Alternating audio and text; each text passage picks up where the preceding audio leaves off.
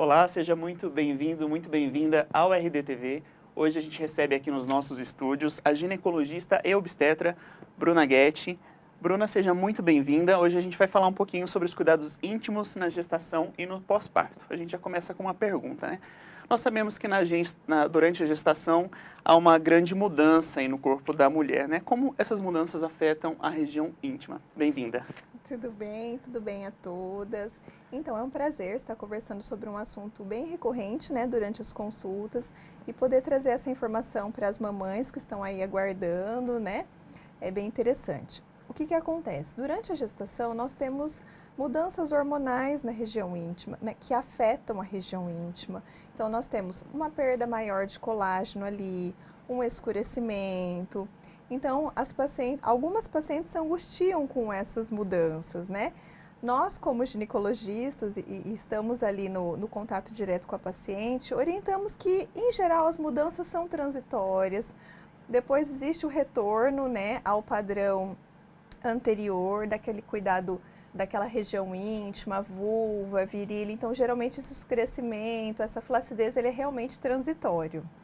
Quando a gente fala de saúde íntima, o que deve ser considerado? O aspecto apenas, às vezes o cheiro? Como que a paciente pode identificar ali alguma alteração? Sim, as características com relação à doença, né? Nós sabemos que a gestante ela é uma paciente considerada imunossuprimida, digamos assim, né? A imunidade na gestação ela fica modificada.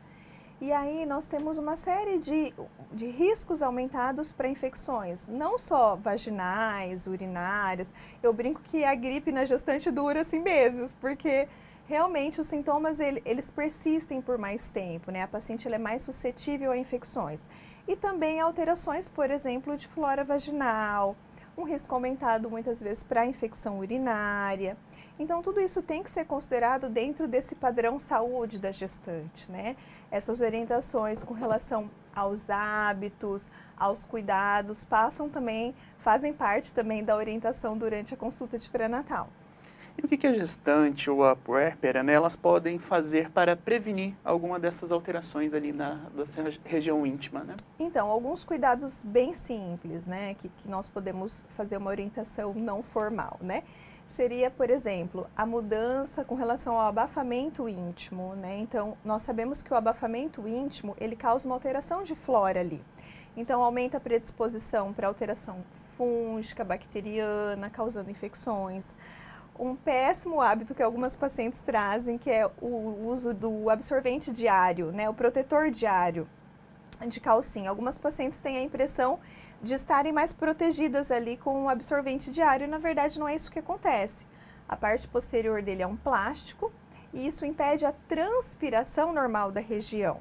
Então, uma orientação que eu faço muito para essas mamães, né, e para as mulheres mesmo fora desse período gestacional e puerperal, é realmente trocar a calcinha. Então, com frequência ao longo do dia, levar uma necessaire e trocar a calcinha. E não colocar o protetor que vai predispor a uma alteração de flora e de umidade ali na região. Com relação à saúde como um todo, né, nós sabemos que a dieta impacta no pH íntimo, então dieta rica em carboidrato, por exemplo, altera o pH vaginal, predispõe a infecções fúngicas, né? O cuidado com relação ao sono, ao bem-estar, que impactam diretamente na imunidade. Então, realmente seriam esses cuidados locais, mas também o cuidado com a saúde sistêmica. Doutora, apesar de ainda ser um tabu, né, a mulher tem encontrado mais espaço para falar, eu acho que sobre temas como menstruação, masturbação, né? Qual que é a importância da mulher se apropriar deste espaço, do seu corpo e das suas vivências? Sim, hoje no consultório nós podemos vivenciar assim a transformação feminina, né? Nós percebemos as mulheres mais empoderadas, então elas falam mais abertamente realmente das queixas, das dúvidas, né? Trazem aquela situação com relação a dúvidas da sexualidade, né? A sexualidade ela passou a ser encarada, e tem que ser assim, porque faz parte da saúde, como algo que faz parte da nossa rotina, né? Então, se existe uma proteção, se existe um sexo seguro, né, uma cumplicidade, a paciente se sente bem à vontade, isso tem que fazer bem, trazer um aspecto positivo para ela. Então, ela se sentir confortável nesse aspecto faz diferença e faz parte da saúde. Então, hoje, realmente, elas trazem muito isso para o consultório, dúvidas com relação à libido, era uma coisa que muitas vezes nós tínhamos que abordar durante a consulta, né? Hoje elas já trazem isso como dúvida, né? O que eu posso fazer para melhorar? Se tem alguma coisa que impacta positivamente. Então, já existe essa preocupação com relação ao bem-estar feminino e a sexualidade faz parte. E o que será que houve de mudança para que elas se sentissem mais confortáveis, de repente, em trazerem, né, esse tipo de queixa para um consultório? Eu acredito que a rede social, o acesso à informação facilita muito tudo isso, sabe, Felipe? Realmente, isso traz a informação de uma maneira mais fácil, um acesso mais fácil, né? Nós, como médicas ginecologistas, não sei se elas também se identificam muito, mas hoje eu sinto assim muita facilidade em abordar durante a consulta e na maioria das vezes a iniciativa realmente é da paciente. Ela se sente bem confortável em conversar sobre o assunto, em resolver sobre a sexualidade dela, né?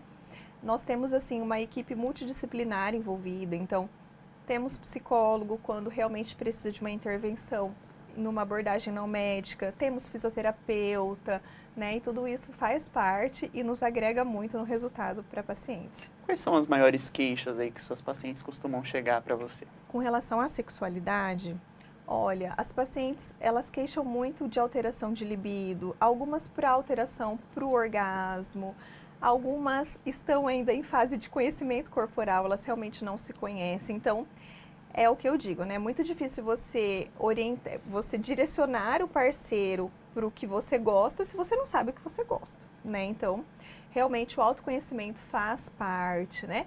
E a autoestima também impacta muito. Então, isso tem que ser trabalhado, a paciente tem que se sentir bem, isso faz parte do resultado final, com certeza. Mas a queixa da libido é uma coisa, assim, muito comum em consultório. Por quê?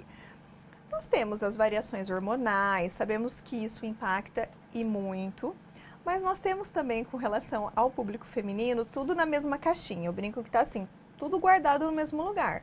Então, se a paciente ela tem um problema, por exemplo, com o filho na escola ou em casa, muitas vezes ela não dissocia para ter uma vida sexual normal e satisfatória naquele momento. Então, a mulher é tudo na mesma caixinha. O homem são caixinhas diferentes, não interfere muito, né? Mas realmente, para a mulher, o todo impacta, inclusive, no desejo e na libido sexual. Eu imagino que a gente deva também considerar as fases, né, de cada mulher, né? A gente está falando aí de mulheres na adolescência, adultas, gestantes, né, que tiveram neném recentemente, que talvez estejam entrando na menopausa, né? Como que é isso também no seu tratamento com uma paciente? Sim, falando da função hormonal, né, nós sabemos que existe um hormôniozinho mágico aí que está associado ao desejo sexual, que é a testosterona. Isso nós não temos dúvida. Porém, existem outros fatores que interferem também na libido que não são hormônios, como estresse, né, a amamentação, a paciente não estar dormindo bem, o cortisol, tudo isso vai interferir, vai impactar ali no desejo sexual dessa mulher. Porém, do hormônio, o que nós temos? A adolescência, a mulher na fase adulta, ela tem ali uma testosterona adequada, ela tem uma disposição, uma libido sexual em geral melhor. Chegou no período da gestação, pela alteração hormonal, no período do climatério e da menopausa, realmente isso vai se alterar. Na gestação, de uma maneira transitória, né? Depois isso vai voltar a ser produzido e vai ficar tudo bem. Então, a gente sempre orienta assim, é passageiro, é transitório. Na menopausa, no climatério, como é uma falência do ovário, realmente, muitas vezes, precisamos de ajuda. E tem como tratar e ajudar essa paciente. Doutora, eu acho que talvez seja um tabu, a senhora pode me corrigir aí, ou uma fala errônea que se tem na sociedade, né? Que depois do parto normal, a região íntima ali não é mais a mesma, né? Isso é mito ou é verdade? Então, precisamos considerar vários fatores aí, né? Então, não é a gestação, não é o parto em si, mas a gestação, ela causa algumas alterações como sobrecarga sobre o períneo, sobre a bexiga. Então, nós temos na literatura descrito maior risco de incontinência urinária em mulheres com 3 ou mais gestações, né? Então, não é bem o parto em si, são modificações que acontecem no organismo e que, em maior ou menor grau, podem impactar em alguma mudança, né? Isso tem que ser levado em conta. Raça, então, paciente muito branquinha, menos colágeno, tem um impacto maior. Paciente eventualmente fumante também vai ter um impacto maior, porque perde mais colágeno, né? Então tem vários fatores aí envolvidos. Não é bem o parto, são as mudanças que acontecem realmente na gestação que podem impactar em alguma mudança na região íntima. Doutora, e como os tratamentos ginecológicos, eles podem auxiliar aí na qualidade de vida dessas pacientes? Então, hoje, assim, eu brinco que a ginecologia ela é um mundo, porque realmente muita novidade, muita tecnologia hoje voltada para a saúde íntima, né? Então, o que nós temos assim de bem interessante que as pacientes estão buscando muito é o laser íntimo, né? Que é um tratamento contraindicado na gestação, porém liberado na amamentação, né? Em outras fases da vida feminina, em que nós conseguimos produzir um colágeno ali na região e uma nova circulação sanguínea, de tal maneira que isso impacta não só no canal vaginal, como uma melhora da flacidez, na sensação na relação sexual, na lubrificação, como a parte externa, estética, né, que seria um clareamento, um tratamento dessas linhas ali. Então, assim, é um resultado muito interessante com relação a esse pós-parto e esse momento climatério, menopausa, a mulher na fase adulta. Uma outra coisa bem interessante que nós temos também hoje, também novidade, é a cadeira eletromagnética, que no Brasil é mais recente, né, mas nós temos FDA aprovado para cadeira, com tratamento de incontinência urinária, resultado muito legal e disfunção sexual. Ela já vai trabalhar realmente a musculatura perineal, então é um tratamento indolor, muito tranquilo, sabe? E assim, diversas novidades com relação a preenchimento, temos ampliação de ponto G, substâncias que nós fazemos ali na região íntima que melhoram, por exemplo, a sensação do clítoris, no ponto G, então melhorando a satisfação sexual da paciente. Hoje, realmente é um mundo, assim, que nós temos para oferecer e ajudar nessa qualidade de vida da paciente.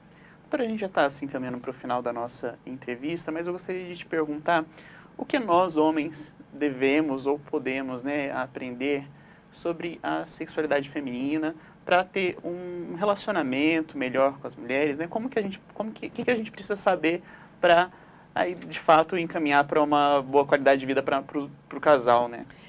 Na verdade, assim, nós devemos entender que a sexualidade feminina e a libido feminina, ela começa bem antes, né? Então, tem muito a ver com a rotina diária, com o relacionamento desse casal. E para a mulher é muito importante a conversa. Então, a gente vê muito, assim, pacientes que não estão num bom relacionamento, que se sentem, de uma certa maneira, assim, em segundo plano, que não tem uma conversa, uma convivência com o parceiro, elas têm um impacto negativo na sexualidade. Uma outra coisa, realmente sair da rotina, né? Como para o homem isso é importante, para a mulher também. Então, assim, principalmente depois que tem filhos, a gente tem que ter um momento para o casal. Então, sair para um restaurante, se arrumar, se sentir bem, o elogio, tudo isso faz muita diferença. Doutora, muito obrigado pela sua presença aqui. Eu quero deixar um espaço para as suas considerações finais. Obrigada, Felipe. Então, gostaria de agradecer a oportunidade, estou à disposição, tá? Tenho o Instagram aberto para conversar, eu tenho um contato, assim, mais íntimo com as minhas pacientes, às vezes elas, WhatsApp, Instagram, eu tento responder sempre dentro do possível e tirar as dúvidas, o que eu puder ajudar, eu estou à disposição. Perfeito, muito obrigado, ginecologista e obstetra Bruna Guetti. A gente agradece a você que nos acompanhou até aqui e fica o convite para seguir o RD News nas redes sociais e o RDTV lá no YouTube. Até mais!